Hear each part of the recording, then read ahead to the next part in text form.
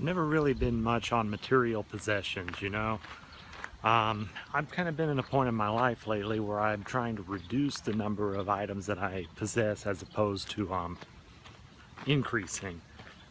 And I suppose I've been given a new outlook on hoarding in general and what you leave behind to your loved ones whenever you pass away. They have to go through all of your stuff. And so that's sort of been on my mind lately. I've just been kind of trying to think of ways that I can simplify my existence as opposed to things that can complicate it. You know, we all collect items, especially in this capitalistic society of ours. So I try to be selective about the things that I collect. Pretty much it's old school video games, and that's been it for a while. But I've been allowing myself to collect a new item as of late. That's right, hat pins. There was something about this Random Land Route 66 hat pin that made me just want to take the plunge and start collecting, because I'd been thinking about it in the past and it just seemed like something that I really wanted to get into. I mean, I've been eyeballing hat pins for a while now, and I've been sort of wrestling with the idea of collecting them because I've never really been a collector of anything as of recent, because I've been anti-material possessions for the most part, with a few exceptions that I allow myself. I just don't want to end up with a house full of stuff. It's like in Fight Book when they say the stuff that you own ends up owning you. And that is precisely why, when I allowed myself to make an exception to my material possessions rule, that it was something small like a hat pin. Something that wouldn't really matter that much. If I had 100 of these, that's still only like a box full. So I could amass quite a collection without it taking up too much space. But there was something about the Random Land pin that made me want to finally take the plunge.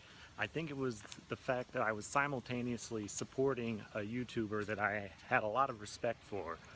You know, Justin Scarr is a really big inspiration to me because he's so positive, and I need more of that in my life.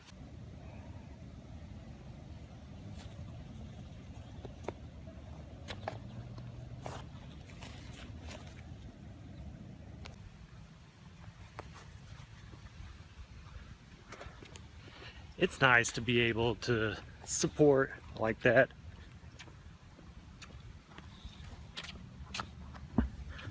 I also happen to think the pin is quite snazzy indeed, and I like it a lot.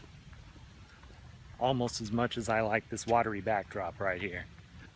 I just love that. I love the idea of living on water, even if you don't happen to be in a lake city.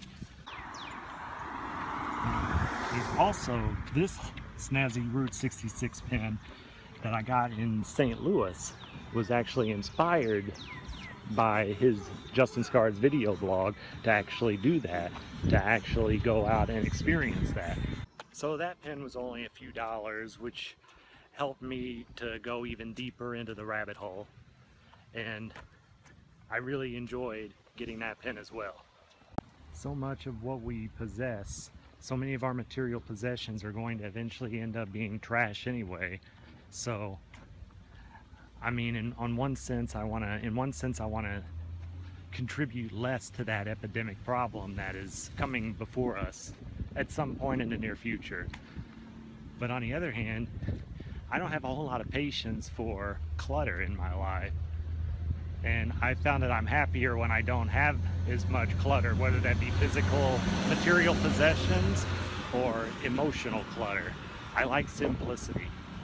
So I know that I keep repeating myself in circular fashion. It's something that I do. But you know, the point of the matter is, I have hang-ups about material possessions, but I get by those because I know that hat pins don't take up a lot of space. You know, too long didn't read version. Right there, double representing Route 66, because I've kind of been on a Route 66 kick anyway, no pun intended.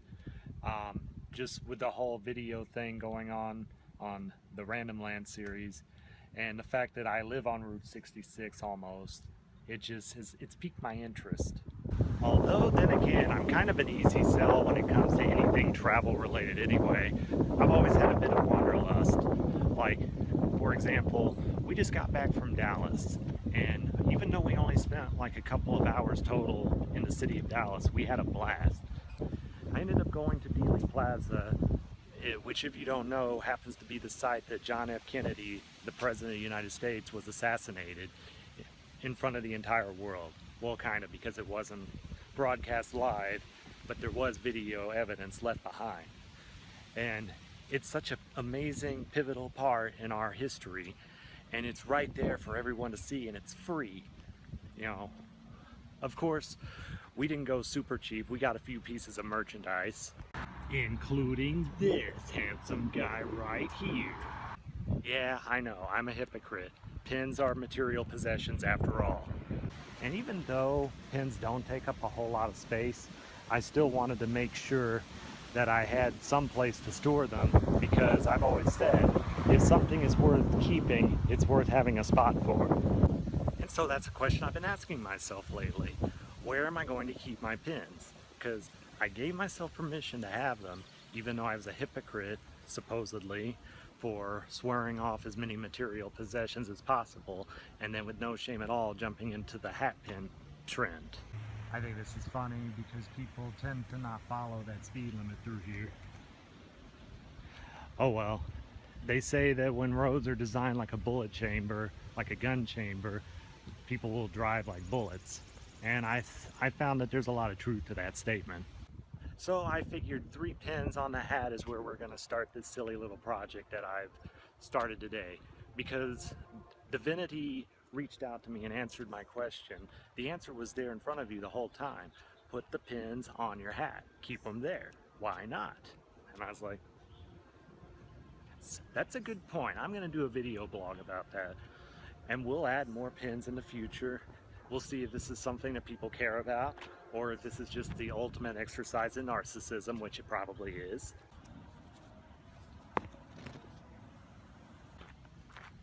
So there that is.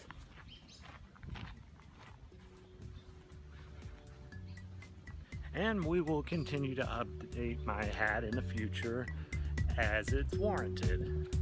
Look forward to more exciting updates about things of this nature in the future.